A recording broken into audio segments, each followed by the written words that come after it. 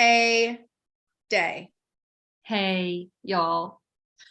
This was quite a day.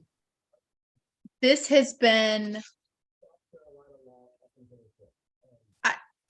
I mean, I'm almost speechless, not completely speechless, but almost speechless. I'm surprised. Are you surprised, Sarah? I'm not surprised at the verdict. I'm surprised at how quickly they got to the verdict. I was expecting tomorrow. I was hoping for tomorrow at 5. And so, but I still carried that seed of doubt that they would get to a unanimous verdict.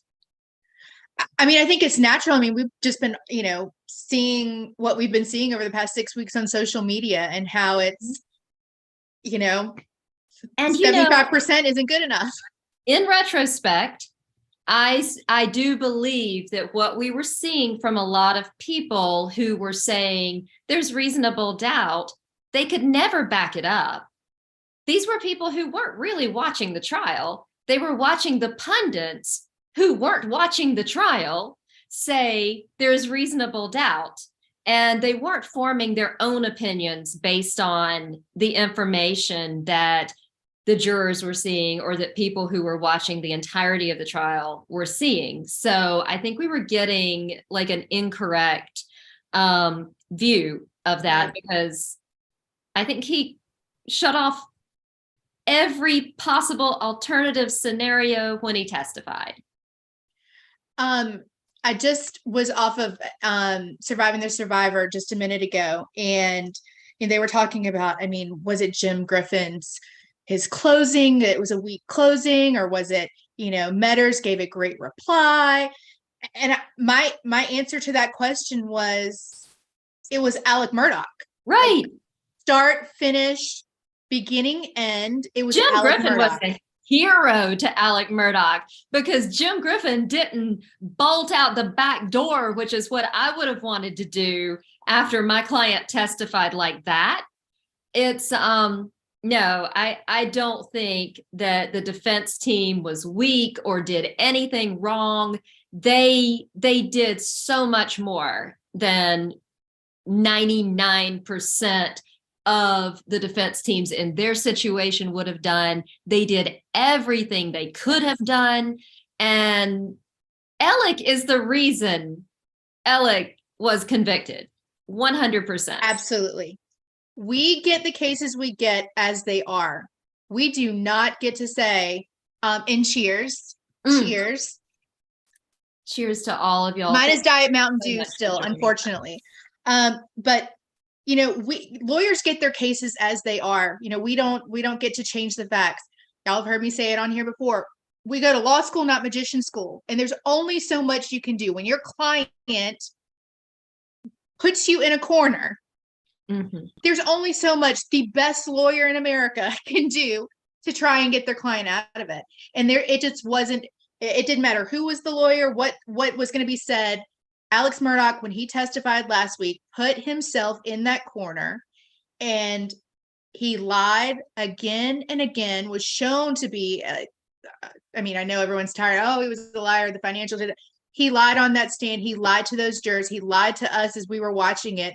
And that is the reason he was found guilty. That he lied about who gave him permission to put blue lights on his car.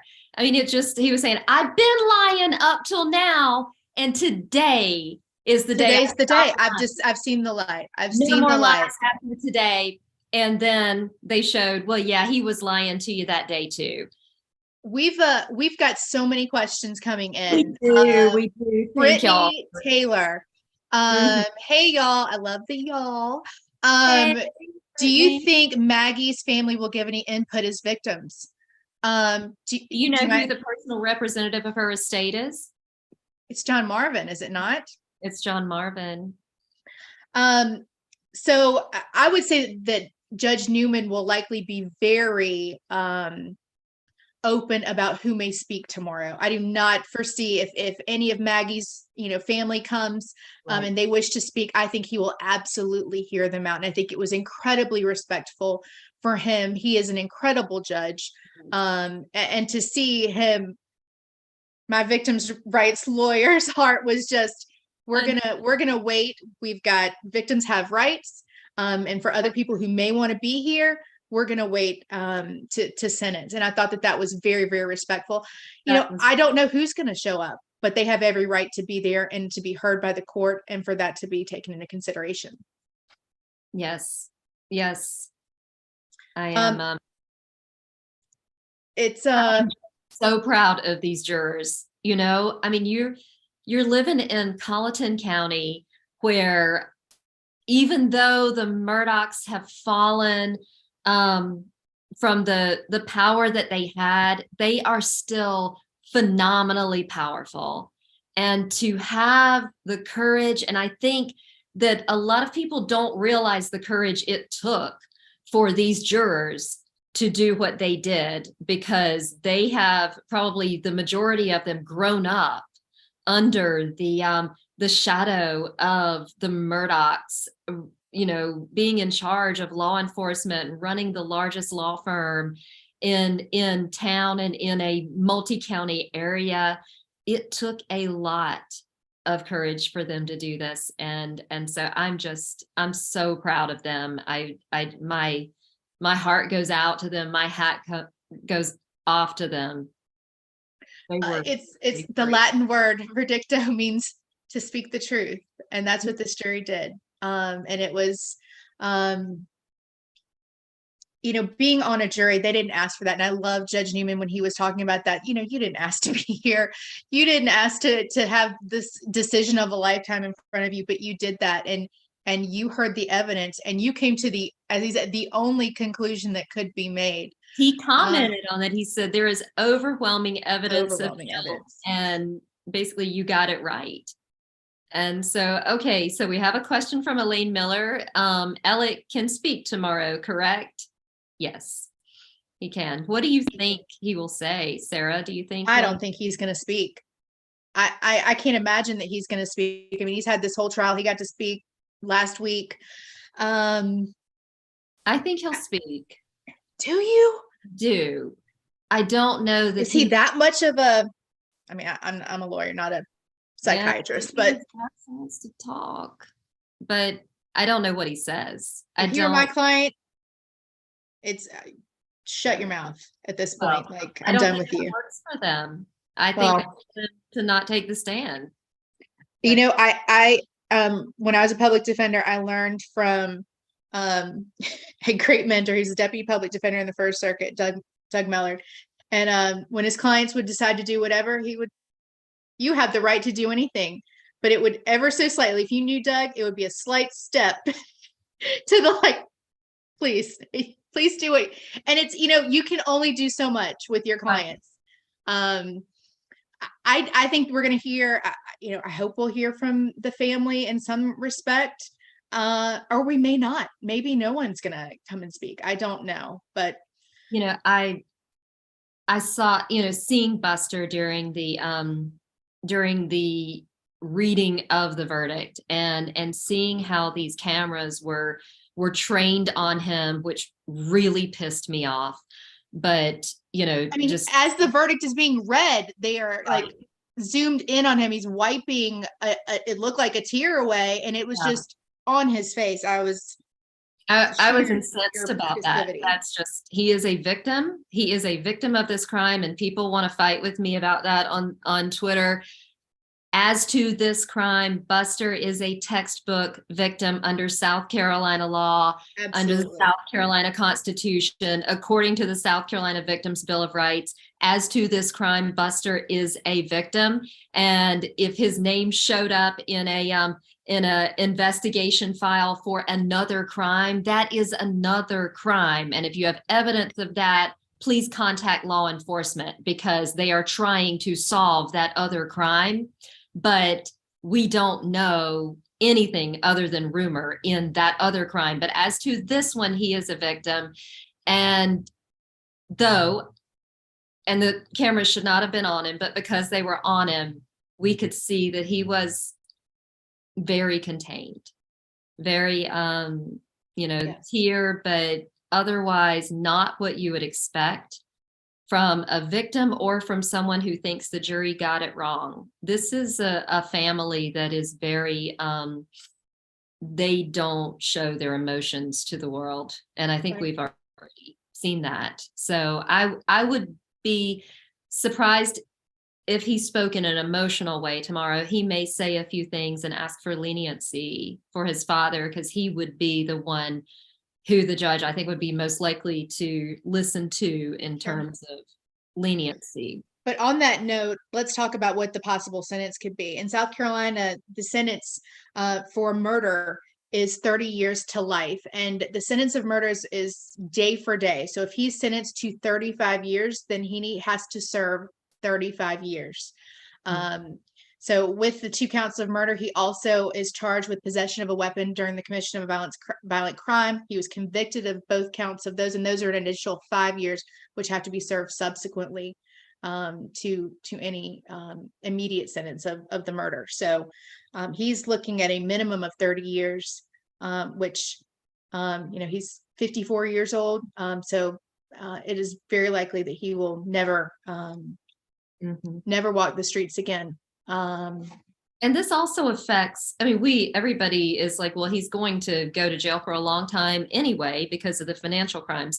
But being convicted of murder probably affects the level of security for the jail that he will be in, or for the prison. Is that right, Sarah? What can you offer us about that? Because I don't know a lot about jail service.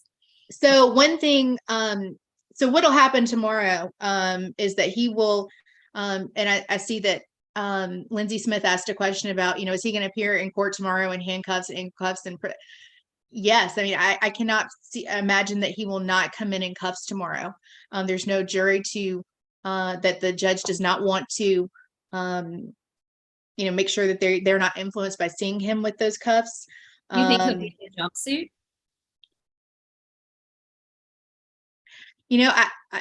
There are no rules. The rules are there. It's like Thunder Road. The rules are there ain't no rules at Thunder Road. I think that it's very likely that his attorneys will try to make sure that he is dressed in street clothes. But also, I don't think that they have to abide by that anymore. The trial is over. He's there for sentencing. And it's not like he's looking at a potential sentence where he's gonna walk out that door. So Lindsay, I do think he's gonna appear in handcuffs and ankle holsters. But as far as where he's going to be housed, he's going to be remanded to Colleton County Jail. They will transport him to the State Department of Corrections in Columbia at R&E for receiving an evaluation. And he'll be there for probably a month or two. And they do a lot of battery of tests, both physically, emotionally, mentally, all of that. We'll look at his sentence and determine his housing status there.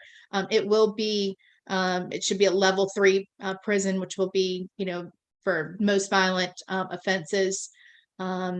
But he probably wouldn't be transferred to that prison, for a month or two. And in that time, he's going to appeal. Absolutely. He's going to file PCR, post-conviction relief. That's not going to be fast, even if ultimately. It's not going to be fast. Definitely not going to be fast. But he does have to appeal within 10 days. Right. The result will not submit the intent to appeal within 10 days. That is mandatory. So, and I think that's something like, when a verdict is read and it's guilty and everything, the lawyer always put their hand on the shoulder of the client and say, it's going to be okay. We're filing your appeal. We're appealing this. And it gives the then convicted person a little bit of hope just to get to the next step of what they're doing. And I'm saying, not to say that Alec even knows what the next step is, because he's a personal injury lawyer, not a criminal attorney. So it's he looked stoic when they read the verdict, but that's not to say that he knows every next step, because we learned from the prison calls, him talking about not understanding habeas corpus and all this, that he has been solely focused on the civil side and not the criminal side. Right. EK, how is the 4-person chosen in South Carolina? Appointed by the judge. Yep. So a lot of people are like, what is this sorcery that we're seeing here, that they're not deciding who their foreperson is. And in South Carolina, the judge has the ability to do that. And so I think that was, the jury elected a foreperson, and then they felt like sort of embarrassed when the judge said, here's your not you, foreperson. it's you. And it's not the person that they elected. That I think Judge Newman knew that they had elected anybody, but he was determined he was going to do it like we do it. Like he wanted to have it done. Exactly. So Luz Flores, Court TV. Yeah, Luz Flores Court TV accidentally showed the jurors as they panned out to Alex. Is this an additional legal issue? We all saw their faces, and I noticed that too. And it was the same cameraman who was focused on Buster, and then pans around to those jurors. That's serious. That's a violation of Judge Newman's The court's order. Yeah. For anonymity of the jurors. So that could be a pretty serious violation with repercussions, right? I think that that's possible, but also at this point, we, the jurors, I don't know that that's going to be the last time we see these jurors, because as Judge Newman was saying, jurors have every right to, at this point, their service is finished. So if they want to talk with the media, they have every right to do so. So I do think there probably will be some who will want to do that. Maybe some won't. But they also have the right to privacy under absolutely. And if they don't want to give up that right to privacy, they don't have to. Well, that's already been taken from them because the cameraman showed all of their faces. But also I have to, so my thing is that, but if you're in the courtroom, you've already seen their faces. That's true. So, I don't know is it the wrong thing? Yeah, maybe they might get, there's court TV on the next case that Judge Newman was like, nope, we're not doing that, or we're going to do things different, or, I guess he could fine them or hold them in contempt or something. But, I don't know. I don't know what else they're going to be able to do. That their faces not be shown, throughout the trial. So I think he would see that as a violation. Absolutely. Absolutely. I agree with you. Living a dream life. Love it. Glad someone is living that dream life. Does the defense have grounds to appeal based on the judge's decision to allow the financial theft into the trial? They got grounds to appeal on everything. Everything. You can, Professor Timms told me in law school, you can make a motion for anything. Anything. You can make a motion for the judge to stand on his head. He's going to deny it. But yeah, you can put anything in there. But I do think that, that's probably their strongest grounds for appeal. But talking about res geste and just the, proximity and time and the connectedness of the financial crimes and the motive, the likely motive for murder, I don't think they succeed. And another reason I don't think they succeed is what Alec has done to our profession in South Carolina. They're going to be appealing to the South Carolina Supreme Court, which oversees South Carolina lawyers, and they're very concerned about, it's in the back of their heads. They're going to judge it appropriately. They're going to look at his appeal and make the appropriate legal decision. But in the back of their heads, they're thinking about what the cloud that he has put over all lawyers in the state of South Carolina. All of us are having to work now to overcome the cloud that he's given us. I think that you will not find, in my opinion, a better judge than Judge Newman. I think that he of any judge is well versed in the law. I think that his decisions, you can appeal anything, but that doesn't mean it's going to be overturned. So I think that I feel very confident in the rulings that Judge Newman made. I know that you and I were in the minority in a lot of those opinions. Mm-hmm. But I think that, Judge Newman got it right with allowing the 404B evidence of the financial crimes. I think that he absolutely made the right call when that door was open to let in the evidence of the roadside shooting. And I think that, we'll see what happens, but I feel very confident in what Judge Newman has done in this trial and the rulings that he's made. And I feel that they will stand. So a poll of our viewers, I think, in the comments, about whether or not they agree with the verdict, it looks like 94% agree, 0% disagree, and 4% are unsure. And that was with, like, I think the first 47 people who logged on. And so I think the jury got it right, and they got it right quickly. So Very quickly. very quickly. And I knew what I would have voted. I think most people knew what they would have voted. It was so clear that there were no possible alternative scenarios after Alec testified. You'd have to really warp your brain to figure out a different set of facts that would fit the timeline. Right. I think a lot of people say, well, what about second shooters, or what about this, or what about that? The jury's job is not to look for doubt.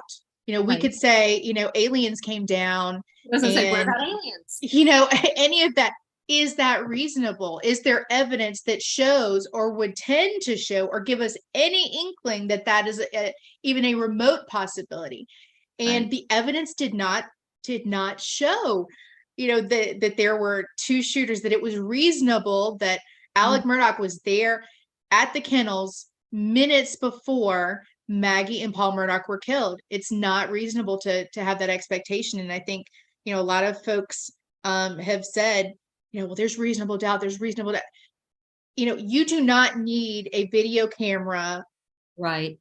You do not need a video showing you a crime has been committed to know that a crime has been committed. Yeah. And you have to build that evidence like they did. And I think that they did a really, really great job of that. And that's what I said. SLED could have destroyed everything, Mhm. all the blood, all the DNA, all the footprints, everything, but they could not destroy the durable tech evidence. And they did a really, really good job on that. They showed too much deference to a powerful man who nobody would have thought could have murdered his family initially. And then they used that tech evidence and analyzed it perfectly to create a case against him that was, I think, ironclad. And I think that his defense team did the very, very best that they could do. And I don't see a single fault with anything that they did for him, because he gave them nothing to work with by the end. And and Jim Griffin really put a lot on the line, saying that he thought that law enforcement had manufactured evidence. Fabricated. Yeah. He's putting his relationships on the line when he does that. And I think that has everything to do with his deep emotional connection to his client in doing that, because you really are you're basically taking your own reputation and handing it to your client when you make a bold statement like that. Do you think, they say that, if you're a doctor, you're not to operate on your family and friends. I know. And the old saying is, any lawyer that's, he's his own lawyer is a fool for a client. I thought Jim. Is he too close? Was he too close? I think maybe so. I think so too. I think he cares so deeply for Alec, for his family. And I think Dick is also a friend, but Dick Harpootlian can compartmentalize very well. Jim Griffin seemed to be very emotionally attached to this family. And he was there at every step of the way. We even heard in the prison calls where Alec wanted to let Jim go out and hunt at Moselle. They were friends, and Dick was a friend too, but Dick is a different kind of person. And I think that I think Jim was very just emotionally connected. I won't represent my friends in high stakes things because I'm too close. Absolutely. You don't have that ability to objectively look at the situation like you would with a client that you have no connection with. And that's, that's so important for an attorney, is making sure that you're able to objectively evaluate the case, advise and make the best decisions for your client, and you're not influenced by emotion or connection or any of those things. And I think that, perhaps that's something that, Jim Griffin wanting to be a good friend to Alec, really got pulled into this, and it has not ended well for them. My heart really goes out to them, especially Jim Griffin, because I do think that he is even Dick Harpootlian. My heart goes out to Dick Harpootlian. I've always liked him. It's a tough job being a defense attorney. It is because people dislike you. And not only do they dislike you, but I think this is the part that gets to Dick, though, if anything ever gets to him. They want to believe you're not smart. So they will characterize you in ways to say, oh, look how dumb this person I disagree with is, and how convenient it would be if everybody we disagreed with were actually dumb. But Dick Harpootlian is very smart. And he was playing chess when a lot of people were playing checkers when I served with him in the legislature. I think he continues to play chess in life through everything that he does. And my heart goes out to him too, because I think this was physically exhausting for everybody involved. And many of these players are not young. And I think that they are, just worn out. They have put everything they have, on both sides into this trial. Eden Connor, who is somebody we've interacted with a lot on Twitter. Hey Eden. I feel like I know you. She says, are we at all concerned that two deputies stood there while Alex slid a pen into his jacket pocket before they led him away? I didn't see this happen tonight. I saw him try to take a pen last night, and the deputy opened his jacket and took the pen out.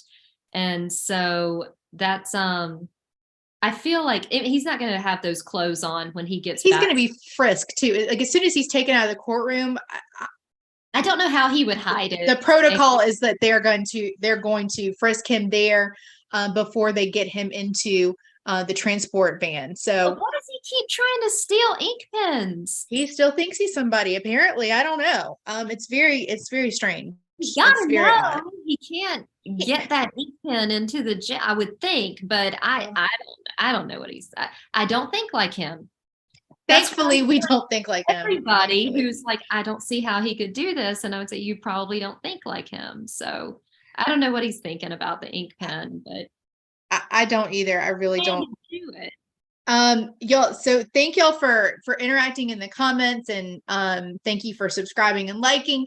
Please make sure that you are asking questions, because we want to stay here and answer as many questions as we can tonight, because this was unexpected this quickly that we would have a verdict. Talking during deliberations or after, some kind of argument and before jury charges or something, but we happen to have this scheduled for tonight, and it's fortuitous that we can all get on here and talk in the moment, right? Yes. So Michelle Hughes asks, do you think they will address the new warrant that he was served with? Do we think they'll address that tomorrow? I assume that's the misdemeanor contraband. What do you think, Sarah? Have you seen this happen?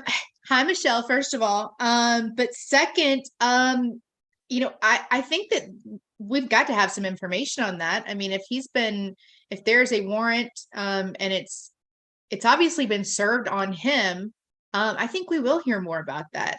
I think that it appeared that the plan, or at least what I had understood from talking to some folks, was that the plan was that they would handle this warrant post-trial, and that it somehow got entered into the system, and that, that's how we all found out. Do you think they handle it in general sessions, though? It's a misdemeanor. Would they? I mean, he's incarcerated, so I guess in general sessions, they're not going to. I don't know. So a lot of people have asked, are they going to charge him with perjury? He's got bigger I mean, he's dealing with bigger fish here. So, I don't know that that's Throw going it to on happen. the pile.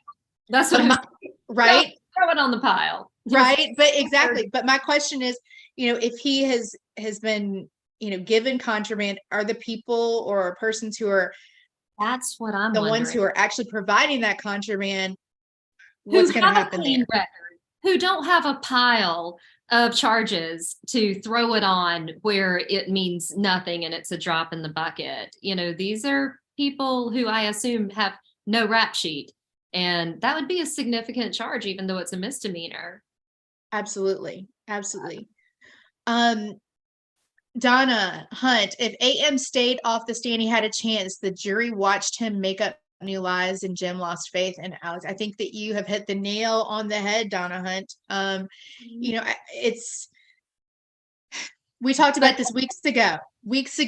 Jurors like to hear a story, and it's like, if you don't, jurors, if he didn't testify, Judge Newman was going to charge them. You cannot hold it against the defendant. You cannot but jurors like to hear a story.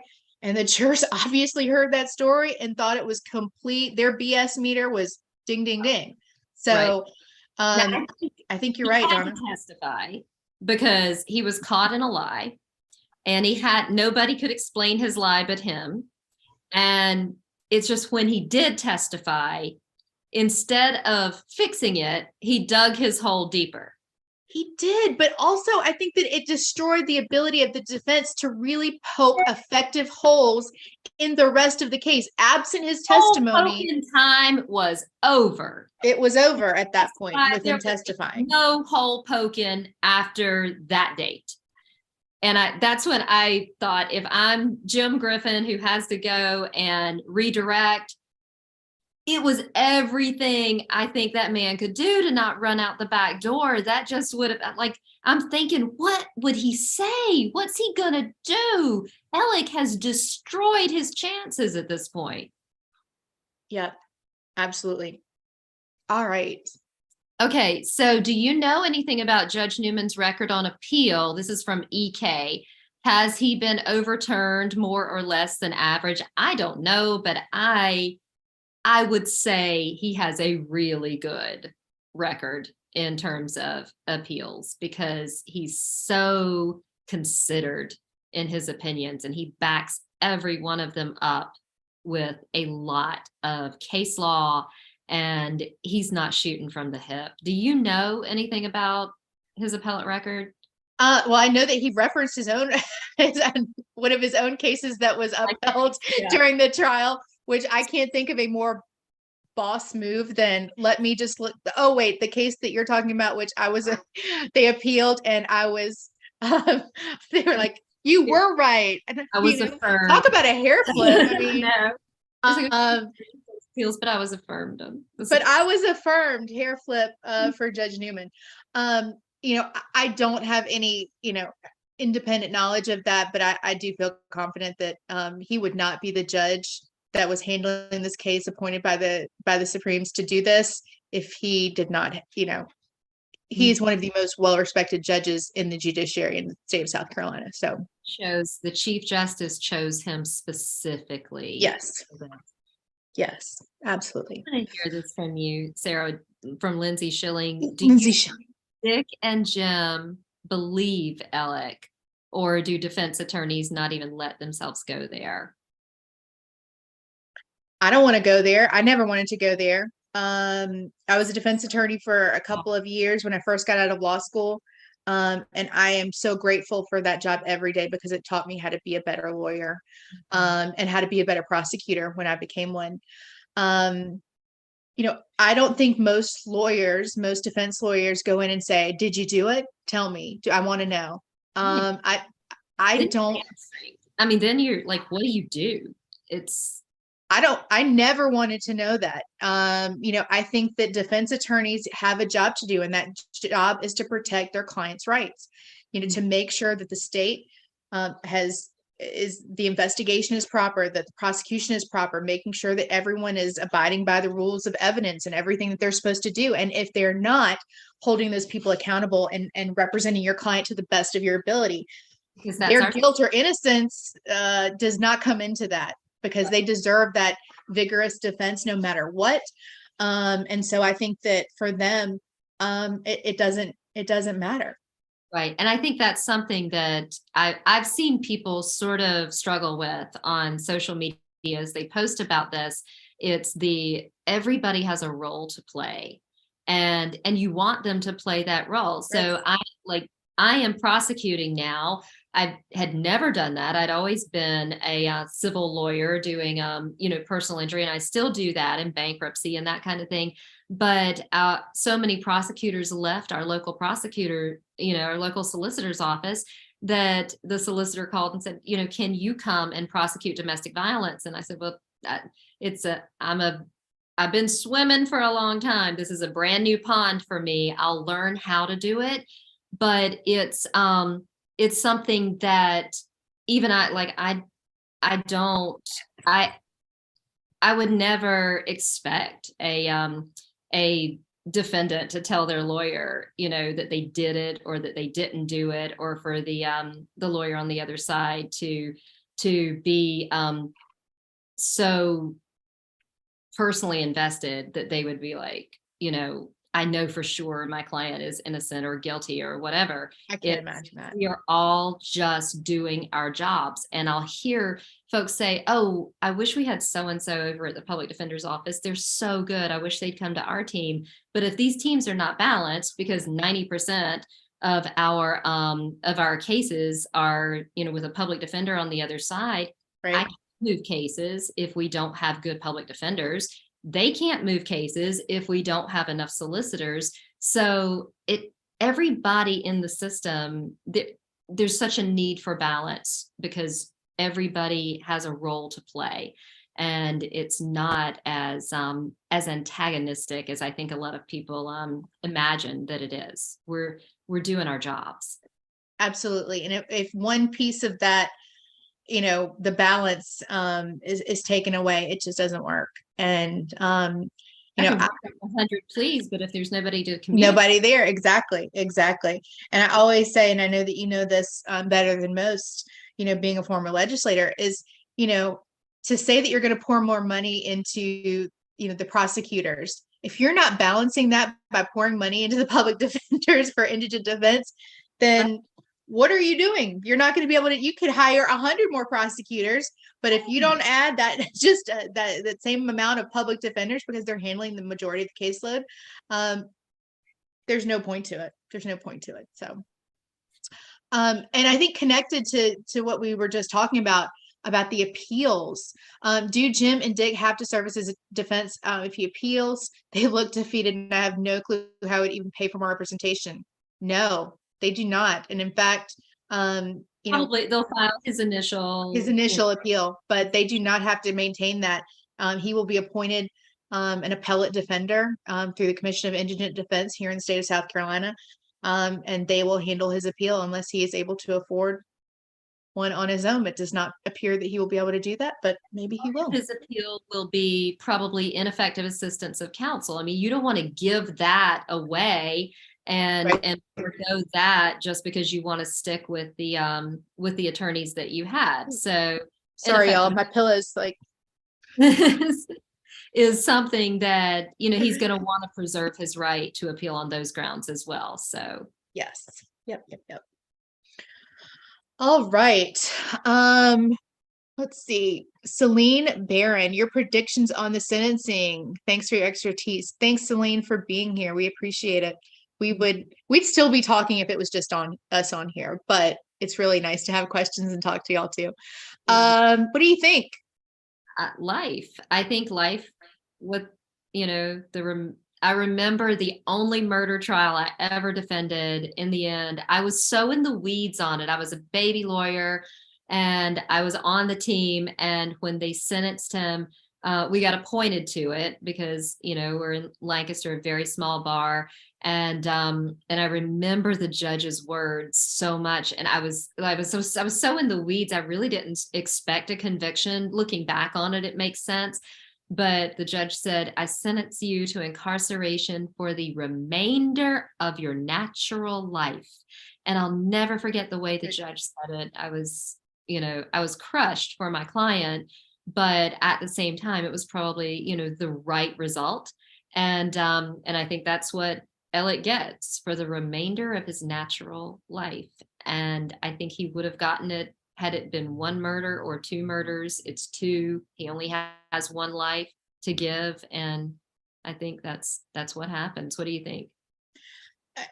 I agree. I mean, I think that especially after hearing what Judge Newman said to the jurors, I don't think there's going to be, I would not want to say that it would be more likely for me to get a teardrop tattoo on my face than for Judge Newman to give him less than life. But I think I know you. I'm not really a betting woman in that regard, but I think that's probably pretty likely that he's going to. I mean, I think it's going to be life. I think, I just cannot imagine that he would sentence him to anything less than that, especially after, him talking about, the overwhelming evidence and all that he's seen, over the past 6 weeks in trial. But you also have to remember, he's been hearing these motions and things and dealing with this case for a minute. So, yeah, yes. We'll see. We've been surprised before, surprised that it happened so quickly this afternoon. But you always know when that jury turns down dinner, it's like, we won't be needing dinner. We won't be needing dinner. It's like, oh my God. Well, I'm going to have to delay my dinner because here comes a verdict. It's my dinner is Diet Mountain Dew because I've been like, what is that? Like, can't break away. A glass of wine for now. But I have some takeout in the kitchen. I'm really surprised that they came back so quickly and just so proud of this jury. I feel guilty for underestimating their ability to get this done. I overestimated the fear that that could have been in the hearts of a few of the jurors, given where they are and what a small county Colleton is, and the outsized influence that the Murdaughs have had in Colleton County and Hampton County and that entire area for so long. So bravo, brave people. Absolutely. You did something amazing. Go ahead. Well, we talked about this too. I thought that it would take a little bit longer to get to a guilty verdict. I thought, it would be more likely, in my opinion. I did not think it was going to be not guilty. I didn't know it neither. I thought it was going to be more likely to be a hung jury just because there's so much evidence. But they have not had the benefits that we have had of talking this out and reading other people's thoughts and opinion. Oh, I didn't quite hear, that piece of evidence like that. Oh, okay. And just being able to talk about it. But they clearly they were ready to go. And that is. And what did you think of John Metter's rebuttal closing? I mean, we haven't even talked about their closings, but they were very distinct. I know we tweeted about three very different styles. Very different stylistically, very diverse. The clip art. I love Creighton. Oh my God, I am such a fan of his. But when he came out with the clip art, I was in the waiting room with my mom, and I was like, I had to go to the bathroom because I was laughing so loud. I was like, "What is?" I couldn't even tell. I was like, "What?" It was the sword of Damocles. When I sent it to you, I had no idea what that thing was. I thought it was a pen at first. I'm on my phone, like, what? It looked like a Christmas ornament. So it looked like something else too. It did look like something that you might get from someplace called, the Lion's Den. I mean, it was just. It was shocking, but also it also shows his words were so powerful. He did, it's okay if he got the 1992 clip art. Overcome the clip art. He overcame the clip art. And I hesitate to say anything because I worry like maybe some kid made the PowerPoint for him, and I don't want to hurt the feelings of a kid, but it did kind of look like something you would do for like a project in school or something, because it was the PowerPoint was not the best choice, but he built momentum after lunch. He went, in a very methodical way, which I think was necessary. And I think he did a great job. I think that, my one criticism of him was the clip art in the PowerPoint. But so many people were, this is so long. We have been in trial for 6 damn weeks. Get off of your high horse. Like 3.5. Well, I don't even think it was, people were saying it's 4 hours. I think it was a little over 3 hours, maybe. Yeah. I mean, come on. Give the man a break. I thought he did a great job. I really did. I thought so too. And two, he was going through every single thing because, like you've said many times, you don't know what a juror back in that room is going to hang on. So you have to go over everything to give the other 11 something that they can say to get that one hung up juror off of whatever hook they're on. And so he had a lot to throw out there, a lot of arguments to give to other jurors who might need to convince the one or the two. So I thought it was wonderful. But then John Metter's closing today, I've been critical of the man. I didn't feel like he connected with female witnesses. They shouldn't have had him cross-examining female or putting up, examining them on direct. But today, I am the biggest fan of John Metters that he has. He moved me to tears. He was wonderful. It was really effective. And I thought it was like, The Price is Right. I forget what that game was. Like, and it's going up the hill, but you don't want it to go over the hill. Yes, exactly. So it was like, and he kept like building and building and like getting, and I was like, oh, like it was. I really thought it was very, very effective. And I think he's a preacher. He's the son of a preacher, isn't he? Like I think his father was a preacher. It makes sense, but like a legit preacher, and not like right. Yeah, he was. I thought it was very effective, and I think. We can, as outsiders, if you're giving the opening, I'm giving the closing, whoever the lawyers are, everyone's going to have a million things to say. You did this wrong. You did this great. But I think it was really, seeing Creighton Waters and John Metters, the way that they closed this out, you could see the experience that they had and how well they can effectively connect with that jury in a meaningful way. And I think it really came through.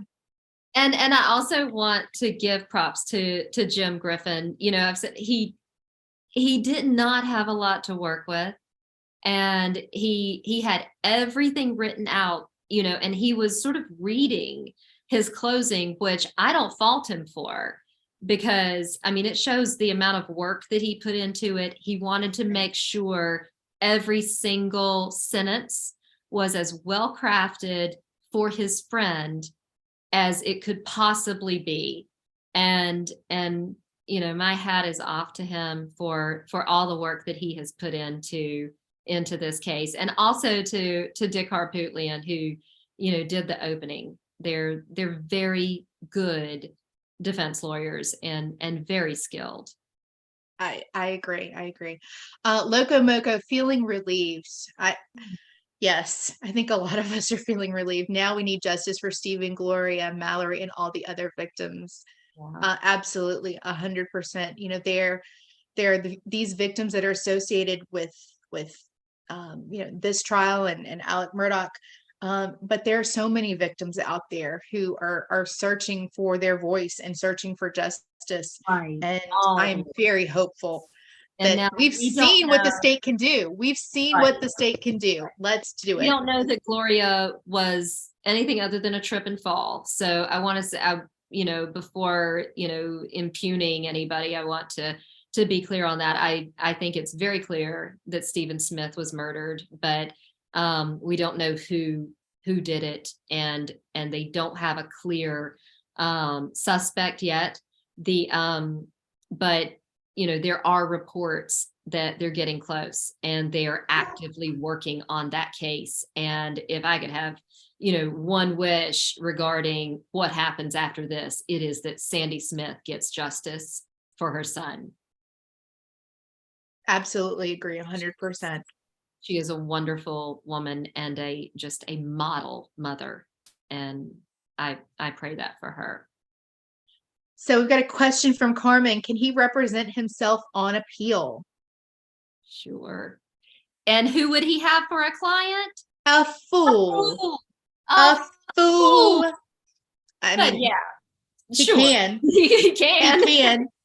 I mean, he could have done. There was some rumor, I think, yesterday, talking about, is he going to do his own closing? Day before yesterday, is he going to do his own close? I mean, I guess he could have. I mean, that's his choice. But again, he'd be a fool. I think if I were his lawyer at that point, I'd be like, I'm leaving. I'd be like, peace. Outie. Yeah. I'm outie. Thank you so much. Appreciate it. Goodbye. Done. All right. Thank you. These questions are great, y'all.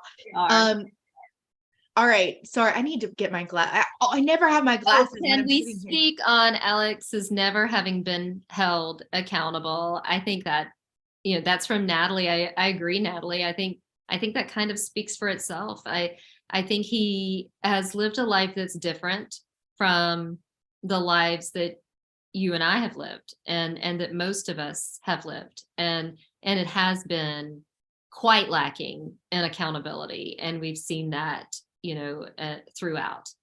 And, I think I said this, and I don't know if it was on like our first like recorded podcast, but I thought of him as many things since I first met him in 2008. And Mitch told me, he's like, there's this guy, you're going to love him. Your energy matches him. He's phenomenal. And he was just as charismatic. I knew exactly when I met him that, who Mitch was talking about. Mitch is my husband. And I thought, this guy's going to be our lifelong friend. And it wasn't his wealth or his status or his, charisma or whatever that I envied about him. It was his, just being so chill. He was relaxed. I mean, this guy looked like he did not have a care in the world.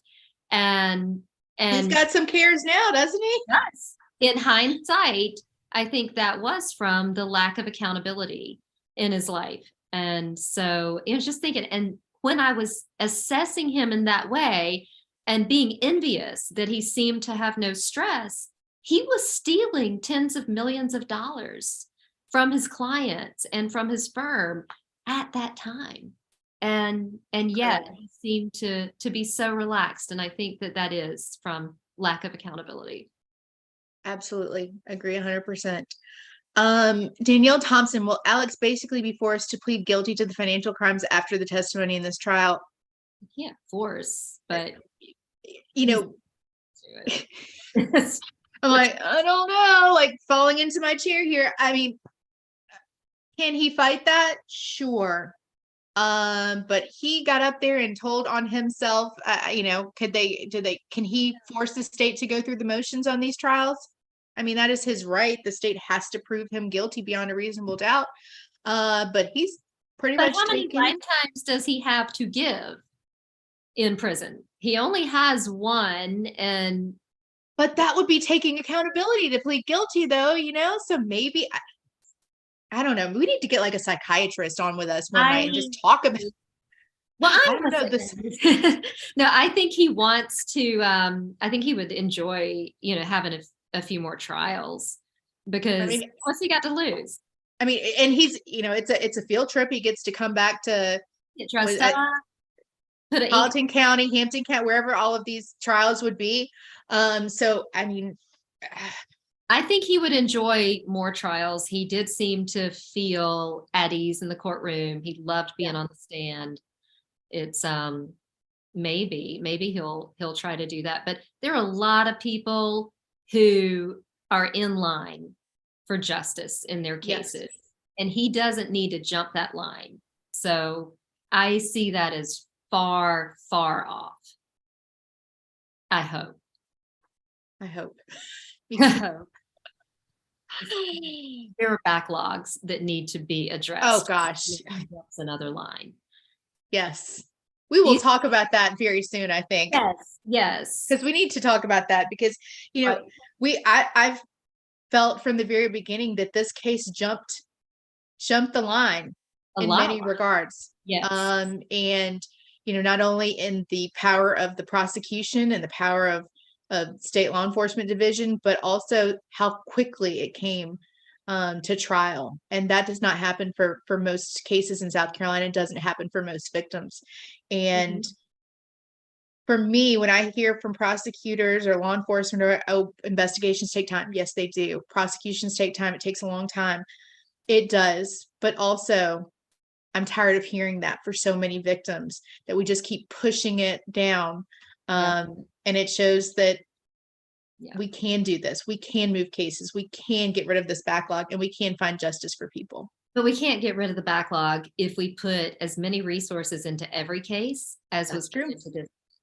And so I want to believe that that benefits everyone in the justice system by showing that it, you know, it can be done. It might be done in your case. You need to go ahead and participate in the you know, the faster wheels of justice, because it's a it's something that is, you know, just practically impossible to do in every single case.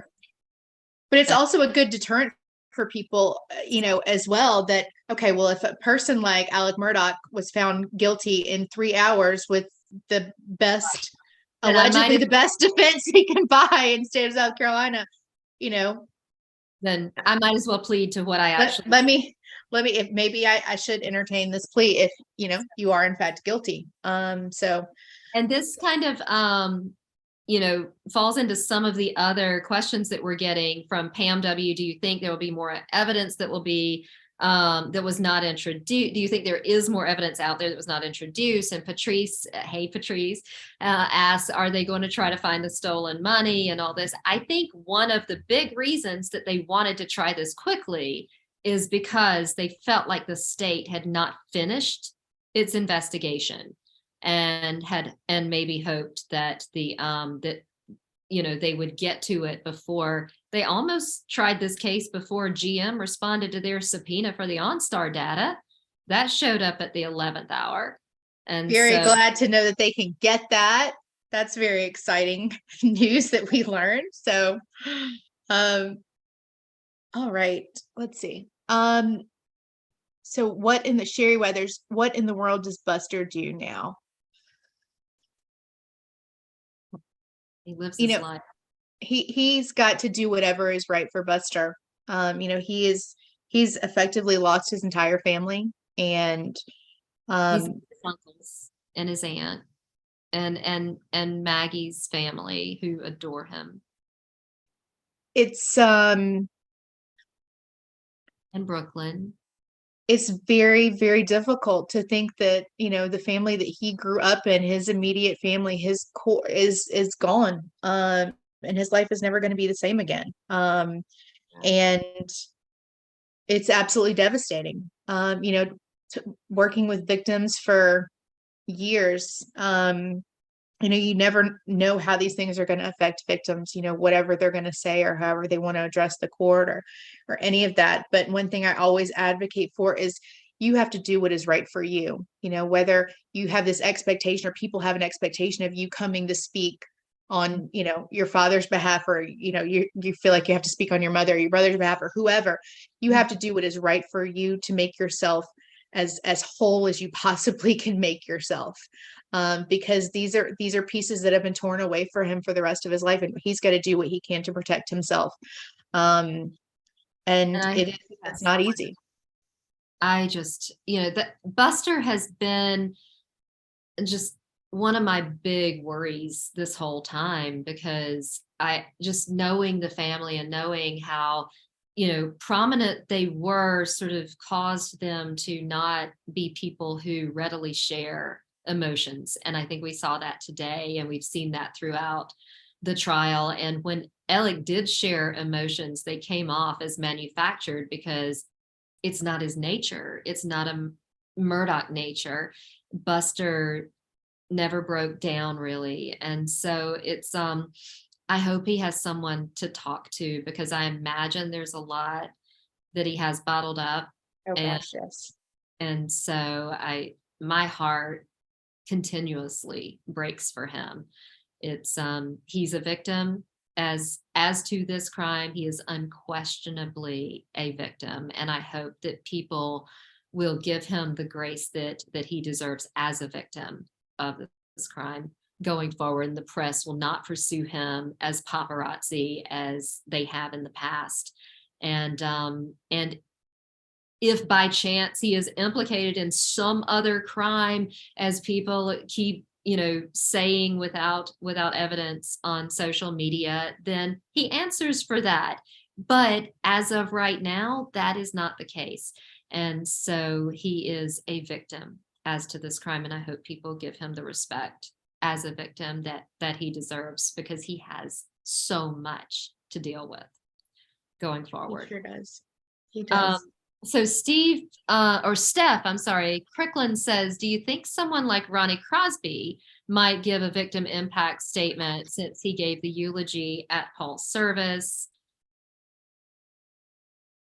I don't see that happening. Do you, Sarah? I don't think so. I don't imagine that will be the case. Mm-hmm. But again, I do think that that Judge Newman will be pretty open as far as who will have the right to speak. So yeah, I don't know. Ronnie Crosby wasn't on my bingo card for, as far as victims speaking. Well, he is a victim of the financial crimes, right? Really. But that's not what this is about. And so I think if there's a sentencing on the financial crimes, then yes. As to this, no.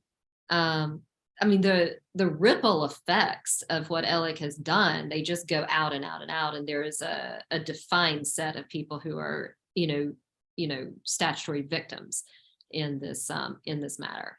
And so, here's a question for you from EK. What support and resources does South Carolina give to victims? Great question, EK. In the state of South Carolina, victims have a number of rights that I've talked about all the time, but it's constitutionally based. Article 1, Section 24 of our Constitution, which has a list of things that the state must make sure that are complied with for victims in South Carolina, one of which is making sure that they have the right to be present at any hearing which involves the disposition or the sentencing of an individual. It has the right to be heard at those types of hearings. Each solicitor's office in the state of South Carolina, as well as law enforcement agencies, have victim advocates. These are trained individuals who work with victims and act as liaisons between those offices, between law enforcement, between the solicitor and the victim. We also have victim assistance, which allows for if the victim's home was broken into and their door was knocked down or their medicine was stolen. Those are things that they can request that be paid for. We also offer counseling and things like that. And there are a number of organizations, like the organization that I work for, the South Carolina Victim Assistance Network, where victims can apply for services and can be provided not only with information and resources about what the criminal process is, assistance with safety planning, assistance with navigating the criminal process, but also we provide attorneys at no cost to victims across the entire state of South Carolina. We represent victims in every court, and my practice is almost exclusively in criminal court, making sure that victims' rights are not only on the piece of paper, on the Constitution, but that they can be applied, they can be enforced, and making sure that victims know that they should be at the center of this process. But for what happened to them, none of this process would be going on. So there are a number of resources out there, and I encourage you to take a look at scvanlegal.org. That is our website where you can find a number of resources. There's a resource map on for every county in South Carolina, letting victims know food resources, educational resources, legal aid. I could go on about victim services forever, and maybe one day we'll do that. But thank you for that question. There are resources out there. There are attorneys who are absolutely willing and able to help victims. And I certainly encourage people who may need that resource to reach out. Thank you, Sarah. And thank you so much for what you do for victims in South Carolina. And having spent an entire day meeting with the victims, I want to also add in that victims are not going to act like we expect them to, or we want them to. I had several cases today. I had domestic violence court all day. And then when I got done, I had more victims coming to me to ask me to drop charges against the person who is accused of harming them. And so that is just a very, very common thing. And so I think a lot of prosecutors get very, very frustrated because they don't have the victims fighting along with them. And I've said this is the first time I've ever been in a position as a lawyer where the person I'm fighting for doesn't want me to fight for them, and very often. And so I keep having to remind myself that victims are, they're human. They get to choose what they want. It doesn't mean that the state is Right. not going to fight for justice. And I think that's kind of what we see here in the Murdaugh case. The state is fighting for justice for the victims of murders, when the victims who are left behind would maybe just assume, the state did not seek to prosecute Alec Murdaugh. So Absolutely. So we're past take a 9 we're o'clock. past 9, but we've still got some really good questions. Okay. So- All right. So if you've got a burning question, make sure that you put it in here, because Zeke is doing a great job of helping us navigate everything. Yes, Zeke is typing them into our chat so that we don't have to keep looking back and forth. But if you see us looking, we're trying to keep up with Yes. everything. Does the jury have access in high profile cases like this? Do they have access to support services in South Carolina? No, I mean, not to my knowledge. I've never seen that happen. But they should. It would be really wonderful to be put into the budget of our state legislature, which has not been finalized for the year, but it's pretty close to being finalized. Well, it sounds like maybe we have some work to do, and maybe some folks to get involved, because that would be something if to consider in future budgets. Making sure that we have enough resources out there for victims, and also witnesses, but also jurors, because their lives will never be the same from the things that they've seen. Yeah, they didn't ask for it. They did not ask to be there.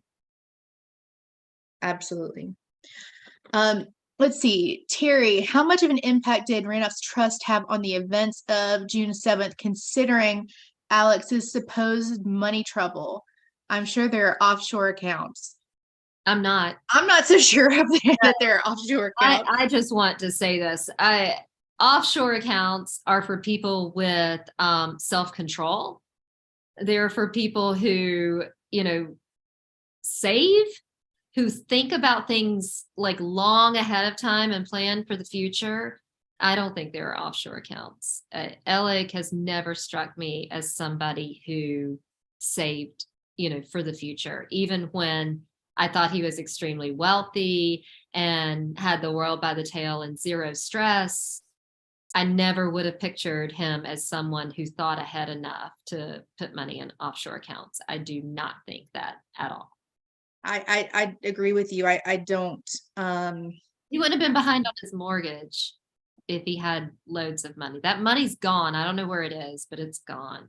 And what was it?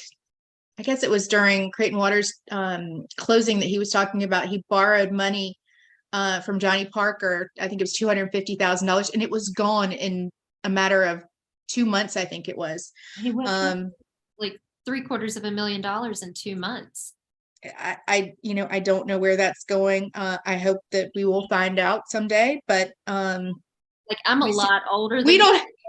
That was a movie where Richard Pryor was in it, and he had to get rid of $30 million. What is this movie? I'm sorry, what?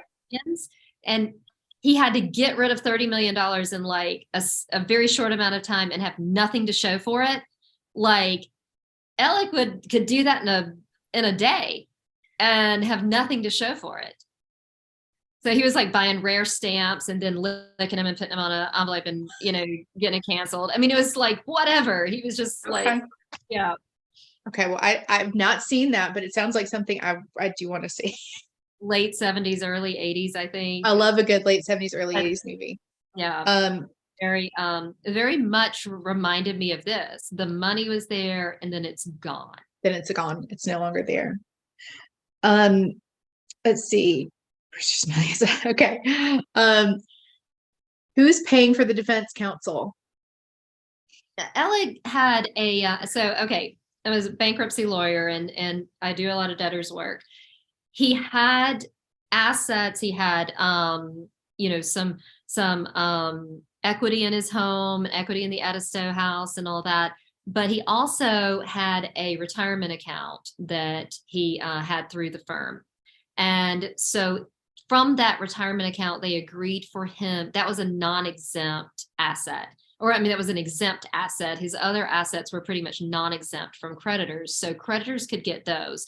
But from his exempt assets, he could then pay his attorneys. So he pulled, did they say 600,000 or 300,000, something like that, from his exempt assets in his retirement account, and then paid his attorneys. And they said like maybe half of that or a good portion of that went to experts and expenses. And so, they did not get paid what they would normally charge a client, but they got a lot of exposure.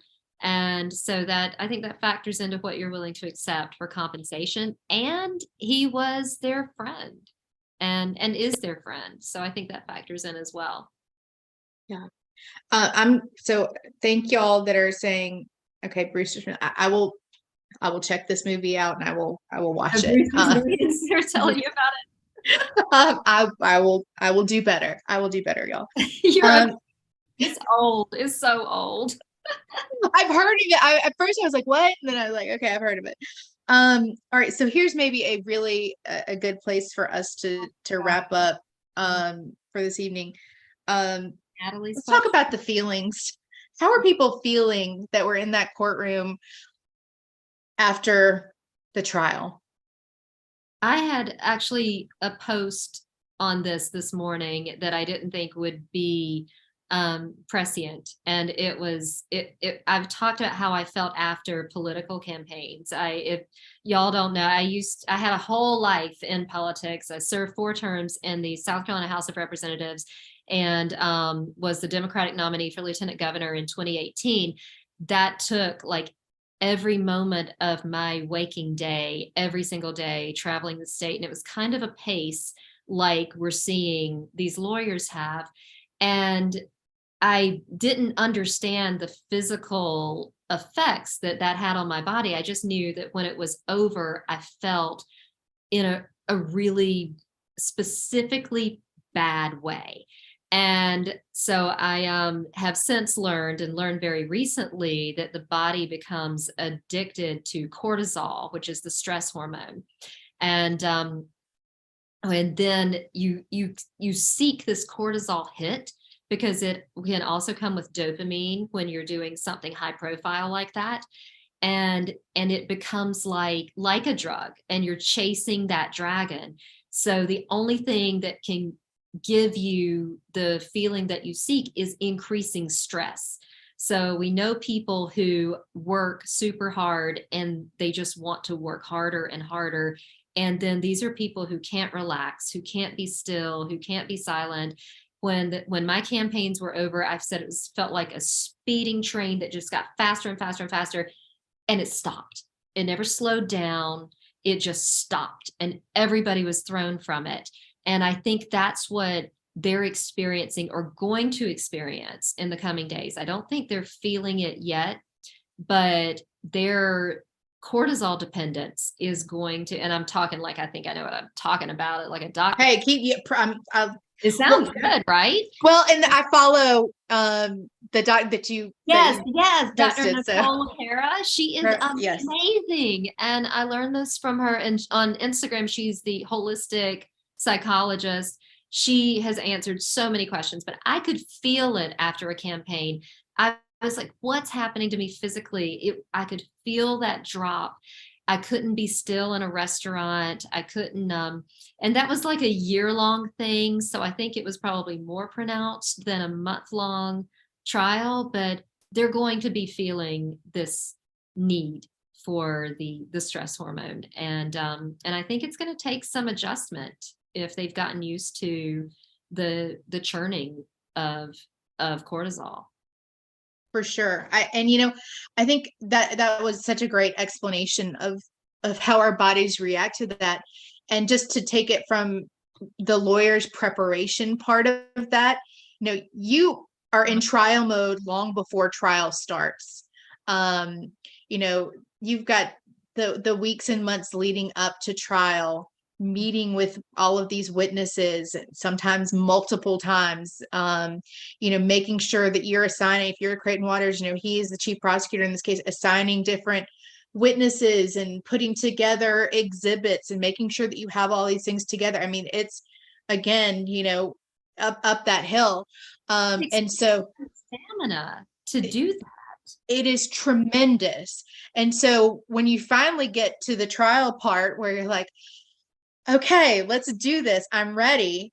I mean, many times you're almost worn out from just the preparation part because you're go, let me pull all of this stuff together. I always called it herding cats when you're prosecuting a case and in this case, I mean, talking about hundreds of witnesses, I mean, trying to get everybody together on the same page. This is when I'm going to need you. I may need you this day. It is tremendously stressful, even with an amazing team. And then once you start, you're like, I actually told my mom yesterday, we were driving to Charleston, and I said, I always got that butterfly feeling right before the opening. And then as soon as I always open my mouth, it goes away. It's like, I know this case better than anybody else knows this case. That's why I'm here prosecuting this case. And it's to imagine that same, emotion and feeling, but also go working. They did not stop working when they left that courtroom. It was to the wee hours of the morning, and it is a tremendous action. Sure. And we saw like some of them look very tired at their tables, and so I think they're going to sleep, and then they're going to have a need for that stress hormone. They're going to have a need to work. And I think very many of them will plunge back into work. You think that the answer is go on a long vacation, and that's probably what some will do, but their physical need is going to be to work. Yes. Well, y'all, we appreciate y'all being here. We hope that you will give us a follow and a like on this live, and we hope that you will check out our first podcast that was released just yesterday, which was on the Murdaugh trial. This is not the end for us, though, is it, Mandy? No. And the name is Palmetto Primetime. We haven't said that much. And so that's what our name is. And it's on everywhere you can find a podcast. When y'all sent me the links, I was like, I didn't even know about all of these different, like Amazon Music. And thank God for Zeke. Yes, Zeke is producing this for us. He is like he's not like it. He is an amazing. He is. He is. He absolutely is. Thank you. So I think we have more to say about this trial, perhaps, and we will have lots to say on other things coming up. Both Mandy and I are very passionate about working with victims and pursuing justice, not only here in South Carolina, but everywhere. And anytime we can draw attention to that and help other people understand the process and how we can get involved and why it matters, we want to do that. So we hope that you'll continue to stay connected with us on social media and here on YouTube. And we appreciate y'all joining us so much. Thank you so much. Y'all have been such a blessing. You really have. Absolutely. Now y'all go home and get some rest, because I know y'all have been watching it, and we gotta decompress. We gotta listen to Mandy and the holistic psychologist. Y'all take care. It's a holistic psychologist. Absolutely. All right, y'all. Good night. We'll talk to y'all soon. Goodbye.